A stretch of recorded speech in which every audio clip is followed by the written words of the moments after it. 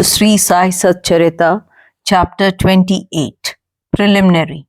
Sai is not finite or limited. He dwells in all beings, from ants and insects to the god Brahma. He pervades all. Sai was well versed in the knowledge of the Vedas as well as in the science of self realization. As he was proficient in both these, he was well fitted to be the Sadguru.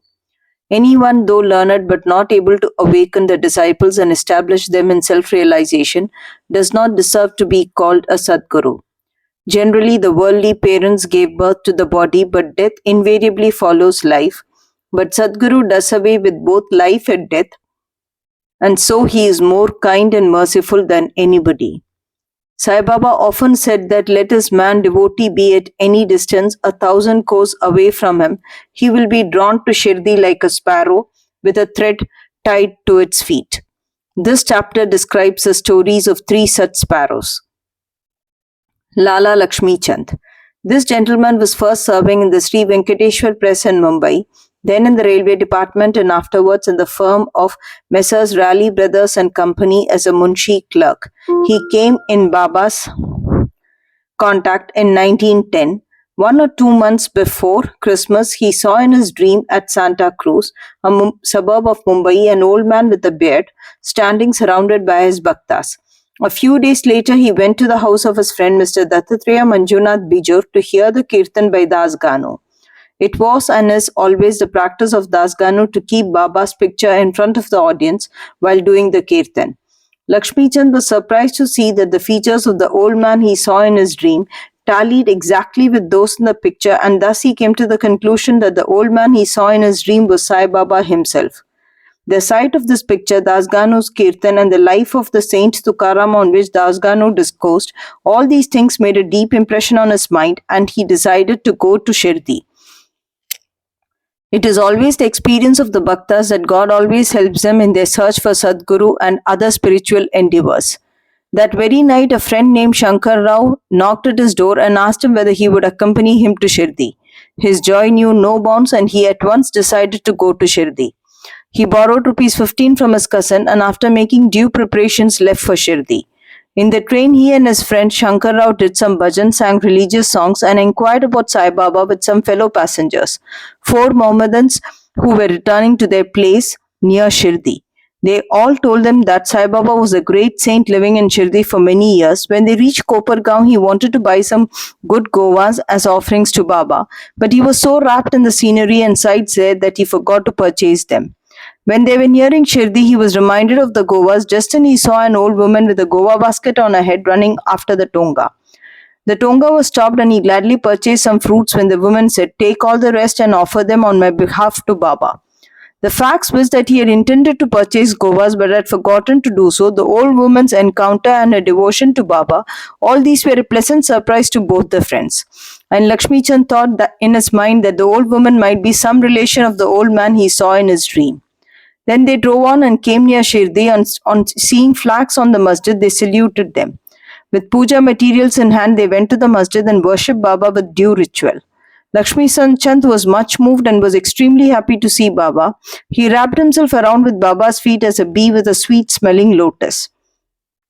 Then Baba spoke as follows. "Cunning fellow, he does bhajan on the way and inquires from others. Why ask others?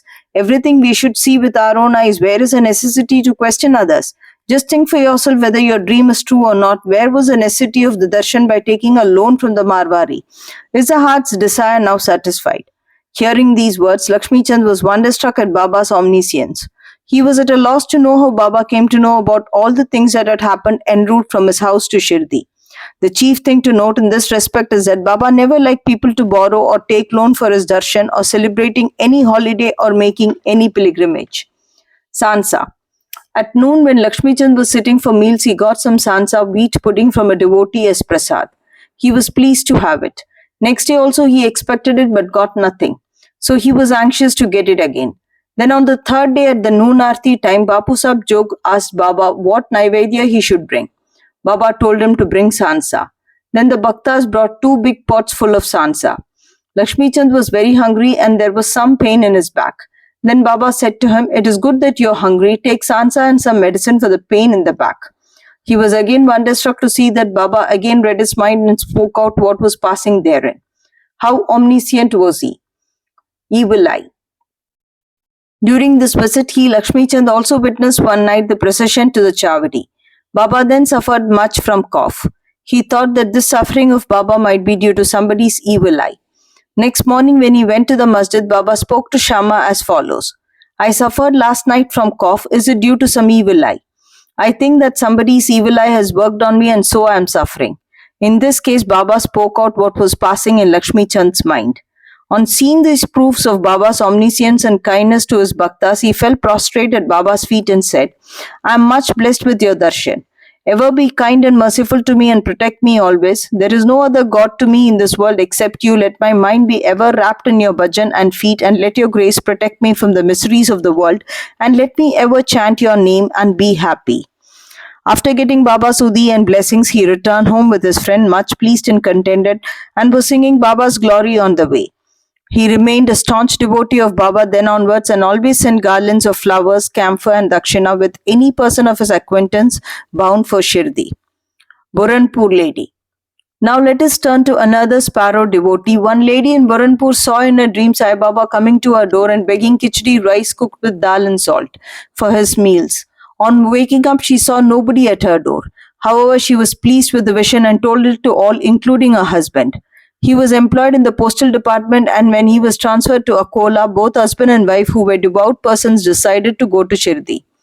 Then on a suitable day, they left for Shirdi, and after visiting Gomati Tirth on the way, reached Shirdi and stayed there for 2 months. Every day they went to the masjid, worshipped Baba, and passed their time happily. The couple came to Shirdi to offer khichdi as Naivedya, but for the first 14 days, somehow or the other, it could not be offered. The lady did not like this delay or tardiness. Then on the 15th day, she came at noon to the masjid with her khichdi.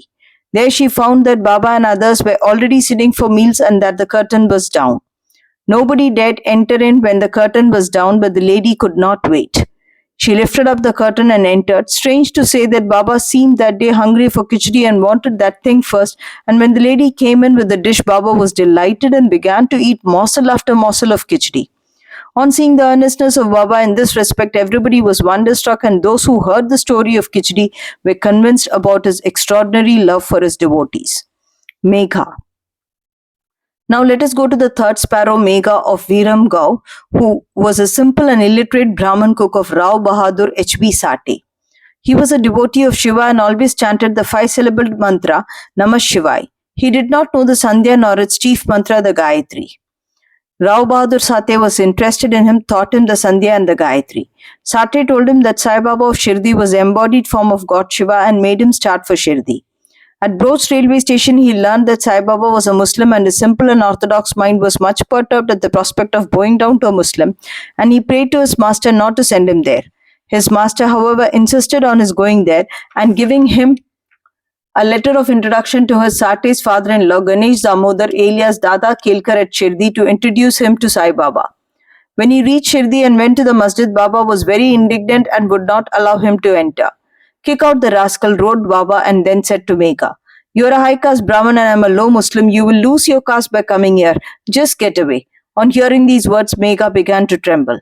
He was wondering as to how Baba had come to know about what was passing in his mind.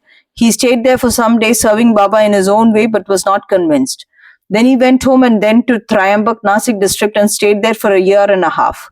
Then again he returned to Shirdi. This time at the intercession of Dada Kelkar, he was allowed to enter the masjid and stay in Shirdi. Sai Baba's help to Megha was not through any oral instruction. He worked upon Megha internally, mentally, with the result that he was considerably changed and benefited. Then Megha began to look upon Sai Baba as an incarnation of Shiva. In order to worship Shiva, bay leaves are required, and Megha used to go miles and miles every day to bring them and worship as Shiva Baba. His practice was to worship all the deities in the village and then come to the masjid, and after saluting Baba's gadi or asan, he worshipped Baba, and after doing some service, shampooing his legs, drank the washings or tirth of Baba's feet. Once it so happened that he came to the masjid without worshipping Kandoba, as the door of the temple was closed. Baba did not accept his worship and sent him back again, saying that the door was open then. Megha went, found the door open, worshipped the deity, then returned to Baba as usual. Ganges Bath. On one Makar Shankranti day, Megha wanted to smear the body of Baba with sandal paste and bathe him with Ganges water. Baba was first unwilling to undergo this, but at his repeated request, he consented. Megha had to traverse a distance of 8 kos going and returning to bring the sacred water from the Godavari river. He brought the water, made all the preparations for the bath at noon, and asked Baba to get ready for the same. Then Baba again asked him to be spared from this bath, saying that as a fakir he had nothing to do with Ganges water, but Megha did not listen to him. He knew that Shiva is pleased with Abhishek sacred bath on that auspicious day.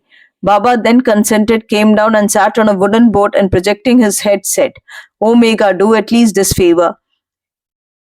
Head is the most important organ of the body, so pour the water over that only. It is equivalent to the whole bath." "All right," said Megha, and lifting the water pot up began to pour it on the head. But in doing this, he was so much overwhelmed with love that he cried out, "Har Har Gange, hail goddess Ganga," and emptied the pot on the whole day. He kept the pot aside and began to look at Baba, but to his surprise and amazement, he found that only Baba's head was drenched while the body was quite dry. Trident and Pindi. Megha worshipped Baba at two places. In the masjid, he worshipped Baba in person, and in the Vada, Baba's picture given by Nana Sahib Chandorkar. This he did for 12 months. Then, in order to appreciate his devotion and confirm his faith, Baba gave him a vision. One morning, when Megha was still lying down on his bed with eyes closed but internally awake, he saw Baba's form clearly. Baba, knowing him to be awake through akshata, rice grains marked red with kumkum, and said, "Megha, draw a trident," and disappeared. Hearing Baba's word, he eagerly opened his eyes, saw no Baba there, but only rice grains spread here and there. He then went to Baba, told him about the vision, and asked permission to draw trident. Baba said, "Did you not hear my words asking you to draw trident? It was no vision, but a direct order. My words are always pregnant with meaning and never hollow." Megha said, "I thought you woke me up, but all the doors were closed, so I was doubtful and thought it to be a vision." Baba rejoined, "I require no door to enter. I have no form. I always live everywhere. As a Vayapula, I carry on all the actions of the man who trusts me and merges in me." Megha returned to the Vada and drew a red trident on the wall near Baba's picture. Next year, Ramdasi Bhakta came from Pune, saluted Baba, and offered him Pindi, a phallic image of Shiva. At this time, Megha also turned up there. Baba said to him, "See, Shankar has come, protect, worship him now." Megha was pleasantly surprised to see Pindi. Also in the Vada, Kaka Sahib's Dixit was standing with a towel on his head after having taken his bath and was remembering Sai when he saw a Pindi in his mental vision. While he was wondering about this, Megha came and showed him the Pindi presented to him by Baba. Dixit was happy to know that this Pindi exactly tallied with the one he saw a few minutes before in his vision. In a few days after the drawing of the trident was complete, Baba installed the Pindi near the big picture, which Megha was worshipping. The worship of Shiva was dear to Megha, and by the drawing of the trident and the installation of the Pindi, Baba confirmed his faith therein. After continuous service of Baba for many years, doing regular worship and aarti every noon and evening, Megha passed away in 1912.